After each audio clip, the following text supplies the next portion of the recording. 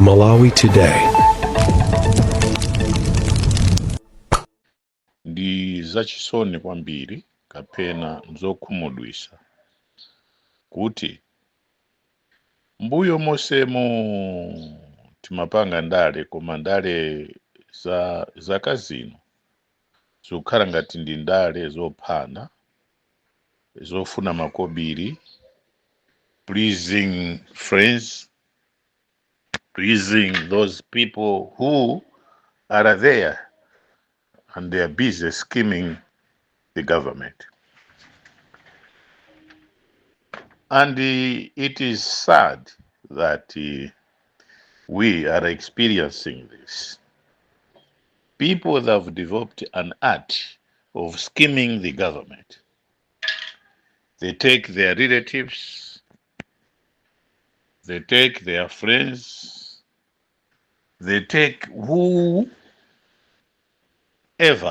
and anthu amene akuziwa kuti iweyo ndikawika pa ntchito salary yako ineyo uzindipasa so much inayo izikuthandiza. Anthu akuwatenga anthu kuti akalembedwe ntchito mana mwakuti azilandira masalaries kwa anthu aja. Ndi akalemba anthu 20 ngati anthu aja kulandira kapena ndinene kuti 500 wakuwapasa 100 times 20 you're talking about 2 million imene amaitenga every month kunjiza pa masalaries awo.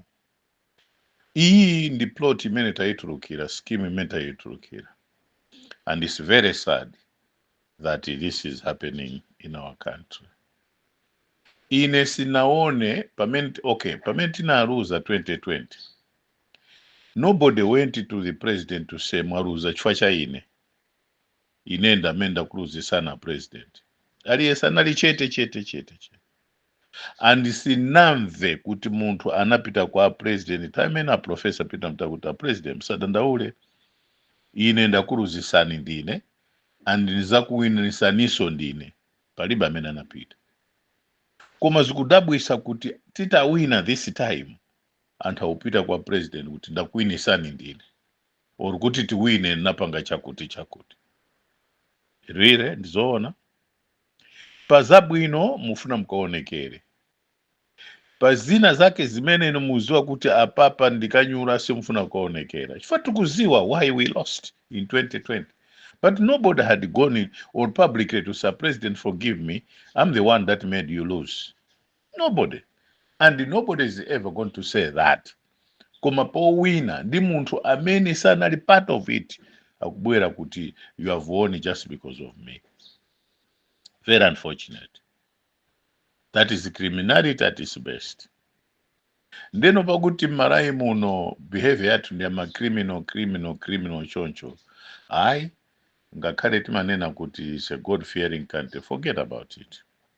Lero ni pa 15 ndikumanena maseries awawa chifukwa ndikufuna kuti people should record them and the dates so that in 2030 muzaone kuti what is it that I'm talking about.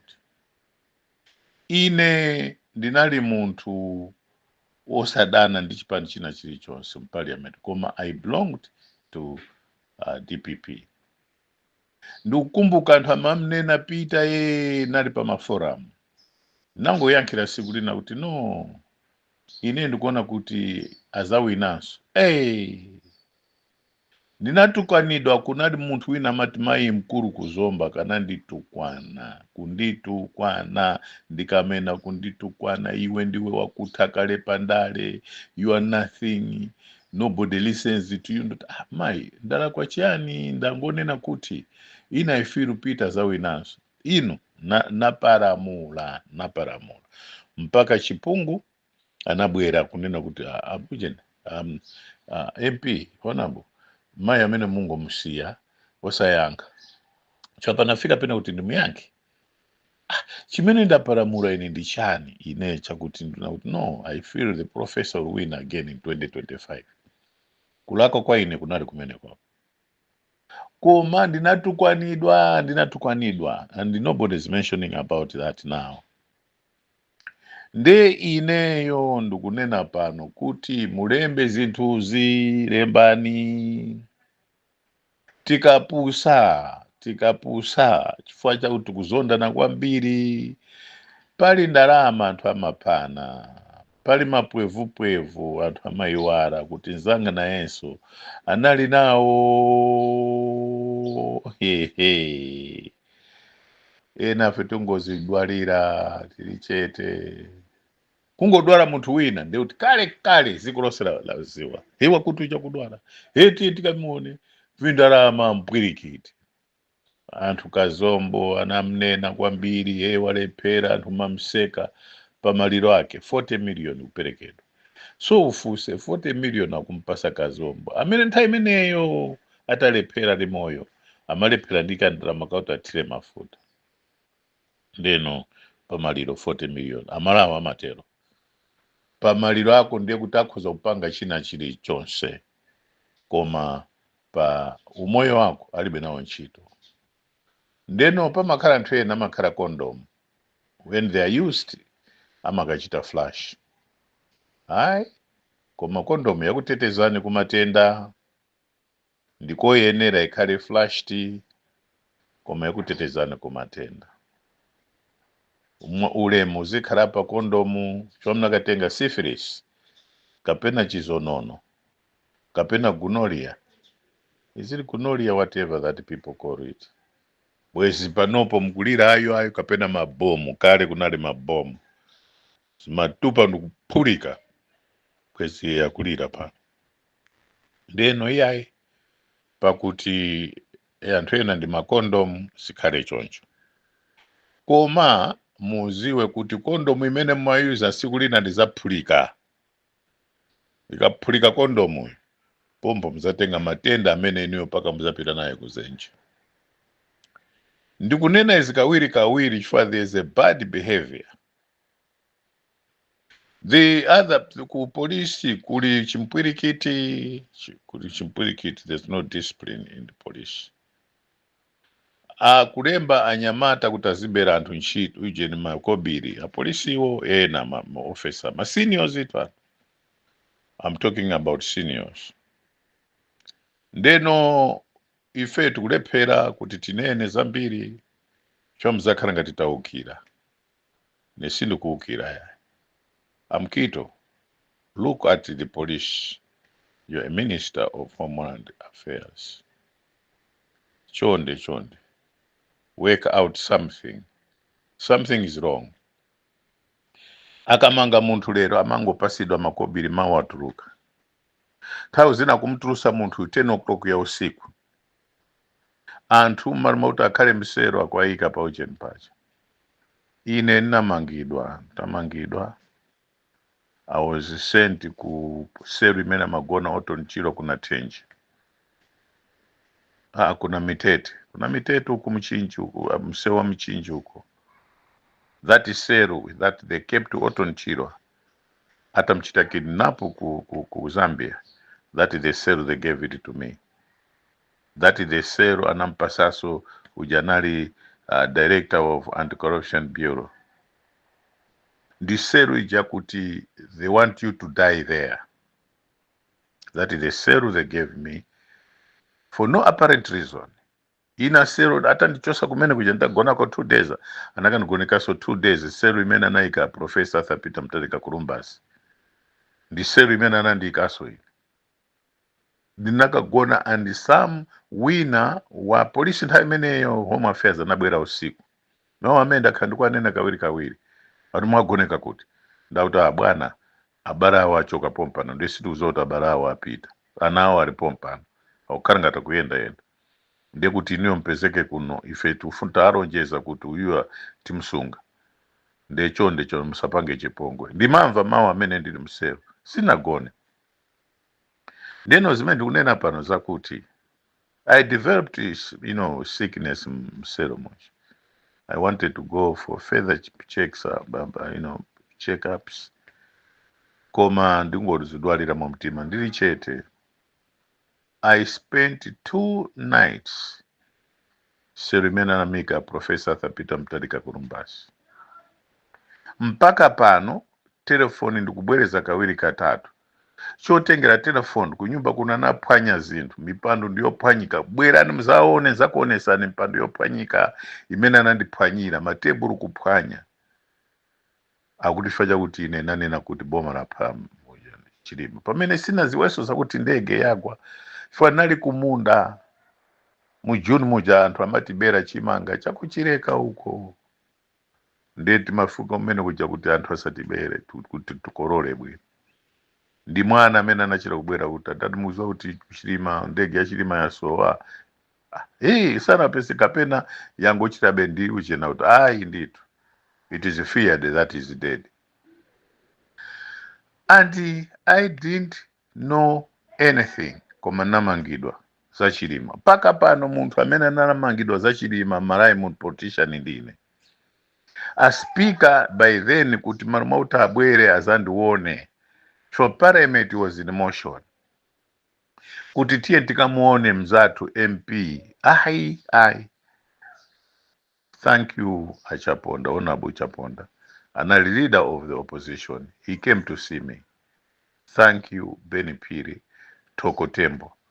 Ben Piri was in Georgia and angosika ndege ndi Toko Tembo before they went home they came Kurumbazo zandiona ine kusero Patricia Kariata nabwera General Secretary General wa UTM.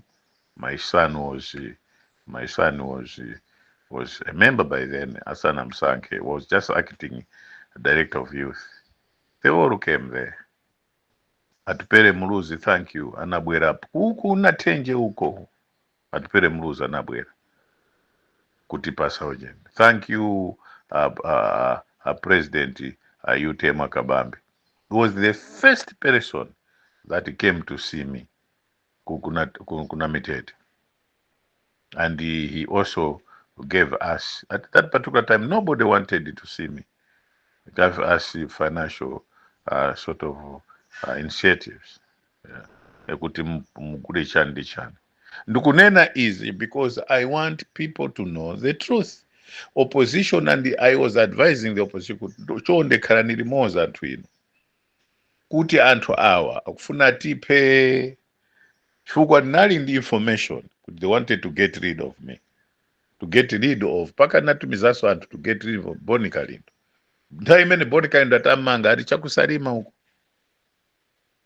amafuna kuti atipe usiku umenewo koma mwa chisomo cha Yehova ine kufera mawu akuti nanena audio yakuti Chilima sana pange ngozi koma chita kumupa ndimena matenga telefoni yanga ayo kuti akutafufuze mmene ine nimachita record.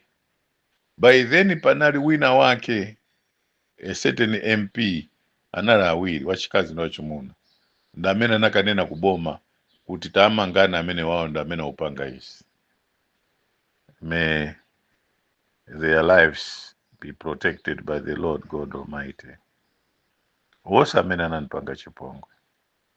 So nazimene ndikunena zakuti ine ntamangidwa. Those people who came to see me kukoswese kwanga kunachoka wina certain muhango makhala chakukawale uko my cousin amene panopo ntiye Mwamulowe ari ku ame yaku airport he came to see me kuti kaya ntchito ite but he came to see me. Para anthu ena amene I cannot disclose to you that he came to me with a message of hope. Koma wose opo panopo ndakakhala kuti ine ndili pena pake bweza kunena kuti akamlepo ife nthawi ija tinachita. People would like to associate themselves with goodies. When there's something that they're going to benefit, they are always there. Nthawi imene yoyo pali anthu ena amene posachedwa apa kuti tisanawo yambe ma elections aja around June, July, if not May, anapita nthawi imene kamuzu Paris kukakumana kuti how to defeat Professor Arthur Peter Mutharika. Tinawo ma audio yawo how they were attempted to. We have it. Today, they are the people that are enjoying. Kupasidwa ndrama kuti Kamlepo, Yeremia Chihana, asabwere ku parliament, sponsoring a certain candidate. Kuti iyeyo ndamene akawine kumene. Iyeyo that not he is. That iyeyo ndamene akawine kumene kuja. Enoch Chihana came to see me. Thank you, Enoch Chihana. Ndani uyu, ndani wa vice president wake, timati ndani uyu ndani uyu. Mtambo, they all came. Secretary General came. Waford. Timu yose Waford inabwera. Kuzandiona. Kurumbasi. Koma para antu ena amene sana bwere amafuna kuti ineyo ndimwalirire konko. Ineyo, I'm not after being a giant in the north. No. I'm just somebody who happened to be part of the change at that particular time. And I never thought that I'll have a position. No, it was just an interest. I was just linguistic. There are people who are fighting me. Some of them, they call themselves giant of the north. Chakufa Chihana sana mwalira namuza Enoch. Mumfuse Enoch is there. Enoch is there. Ndukunena is nufuna the whole country should know this. I want Kamlepo. Ndikakakumana ndi Bakiri Mluzi the next day. Iwe ine ndi Kamlepo tikhale pansi. Bambo a Enoch anamuza Enoch. Enochi Kamlepo ndine tikhale pansi, because it is Kamlepo that brought multi-party democracy in this country. Ineyo, I was responding to him. That was Chakufa Chihana telling Enoch. Enoch alipompo mumfuse. Kamlepo ndufuna ndikachite iweyo ndipange na urare kuchitipa, ndipange na urare kukaronga, ndo auza atuzoona. Ndipange rare kurumpi, ndipange rare kunkatape, tipite palikoma, tibwere kumzimba, tipite kukasungu, and the other places. Koma choyamba ndipite kakaona na ndibakiri. Then ndikabwera kuja, ndufuna ndipange zimene kuti anthu aziwe choona what happened. Mufuse Enochi ali ndi moyo. He is the second vice president of this country. Ask him. I'm not cheating. I'm not kidding. Ndeno panopo ine ndikakhala chete pali people who are fighting me. I know. Ine ndikuti I'm not fighting you. Chonde my leadership tengani. Chonde I will support you. Ine zanga ndinapangapo naimapo kale. I'm not intending to stand again.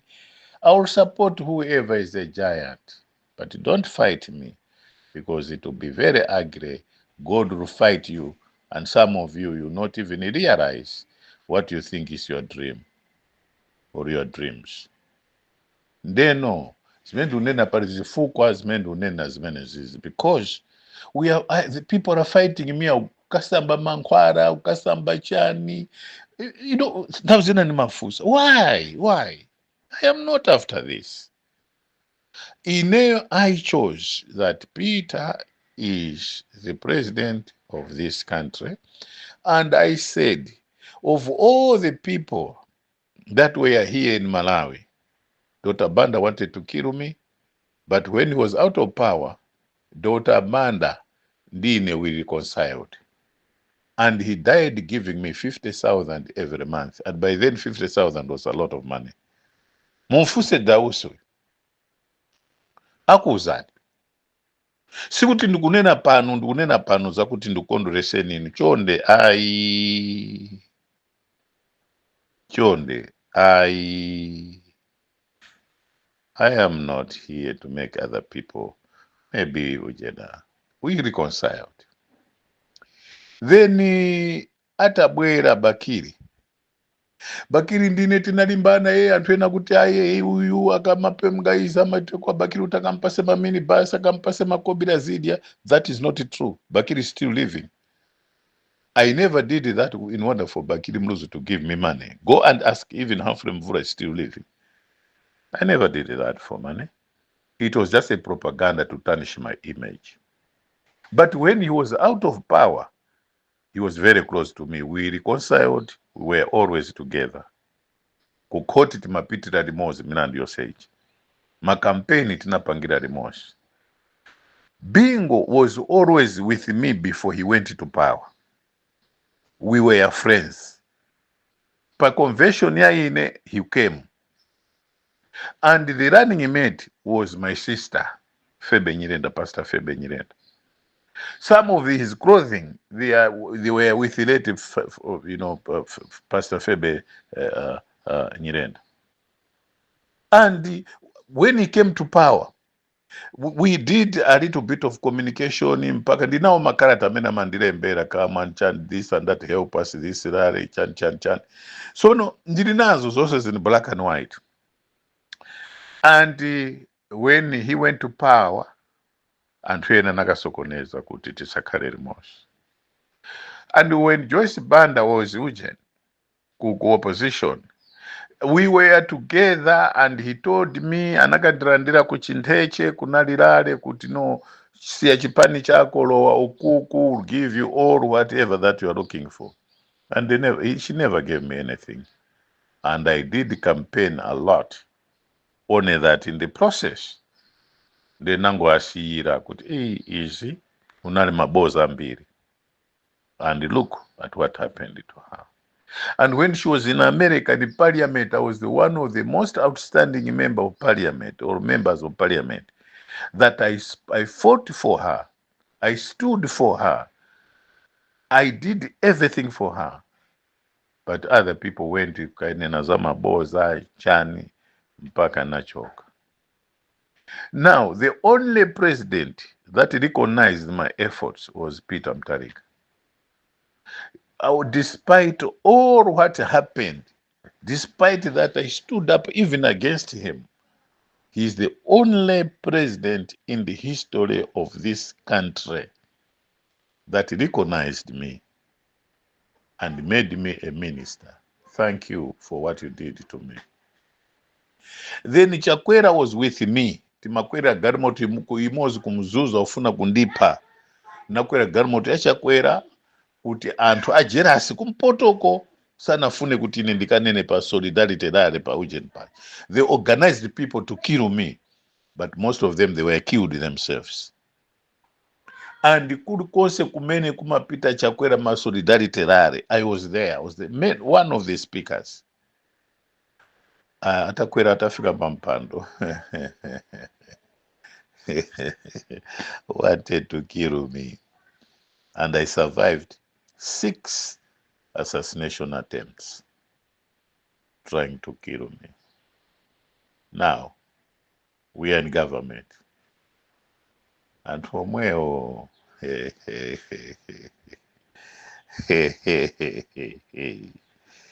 I am bapo how to kill me. Ziko mokwambiri. Chifukwa, ena ndi a police.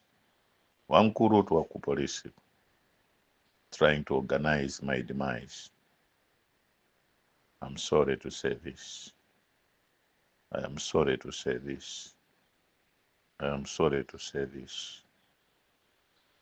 Tauzina, we Northerners, we don't love each other. And the very destructive people. Leaders in the North, they would want to be leaders on the expense of other people. Yeah, anyway. Bravo other tribes in Malawi, because they've never harbored any hatred towards me. If I enjoy political support, it's the South. Central region, Mchinji, largely overwhelmingly voted for me when I stood as a presidential candidate. Doha was my playing ground, Doha. I had more support in Doha than any other places, even including Abel Kayembe, voted for me the time he was in secondary school. I commanded a lot of support Doha. Cheo kubirira uko mara oyera uko kose kuja kunadi ma members ose kwa tie makwangwara I had a lot of support. Kumpepo zinayo huko, kukasinje huko, but a lot of support. A lot of support. A lot of support. A lot of support. Nkota kota. A lot of support. Mzimba, here and there. Rumpi, I never had the support to Rumpi. Karonga, yes. And Karonga was my playing ground. Sort of with Chitipa, not in Katabe, because of the reasons that I will tell you in future. And that is the support that I used to enjoy in the past. Palombe kwa Chanasa huko, at Grove Village man Chanasa, I had a lot of support. Kuchiringa Koseuja had a lot of support. Ametera kumlanje huko, a lot of support. Kwa Mbiza, unali Sanford Kasakura. Uyu mwana msoa uyu kanali kamwana kamati chitaife welcome. From Chitaine welcome when I was addressing presidential meetings in Kwambisa. Yeah, very young chap. So may the Lord God Almighty bless the people that have always been with me, and give them more blessings and years to enjoy their stay on earth. Good morning.